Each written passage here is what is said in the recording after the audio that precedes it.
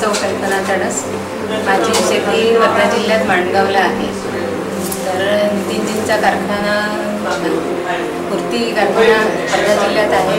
त्यामुळे विदर्भातील शेतकऱ्यांच्या म्हणजे आत्महत्या होत आहे आणि नितीनजींनी आता शेतकऱ्यांना सुविधा उपलब्ध करून दिलेल्या आहे की सर्वांना ऊसासाठी ऊस लावा आणि ऊसासाठी त्यांनी लोनची सुद्धा व्यवस्था केली आहे। त्यामुळे आम्ही सुद्धा आमच्या शेतामध्ये ऊस लावला आणि तो ऊस भरपूर प्रमाणात आम्ही कुर्ती साखर कारखान्याला पाठवला आणि तसंच आम्ही आजूबाजूच्या शेतकऱ्यांना सुद्धा ते सांगितलं की तुम्ही पण असाच ऊस लावा आणि कुर्ती साखर कारखान्यात पाठवा आणि त्या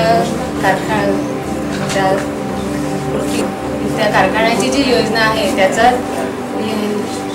लाभ घ्यावा आणि त्या ऊसापासून ज्या अजून काही प्रोडक्ट तयार होतं आपल्या शेतकऱ्यांचा ऊस तिथे जातो आणि तिथे त्या ऊसापासून साखरेच्या मळीपासून सुद्धा तिथे अनेक पदार्थ तिथे तयार केले जातात।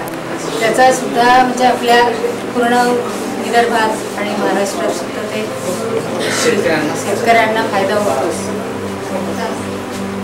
हे नितीनजींनी शेतकऱ्यांसाठी खूप चांगलं काम केलं आहे शेतकऱ्यांसाठी।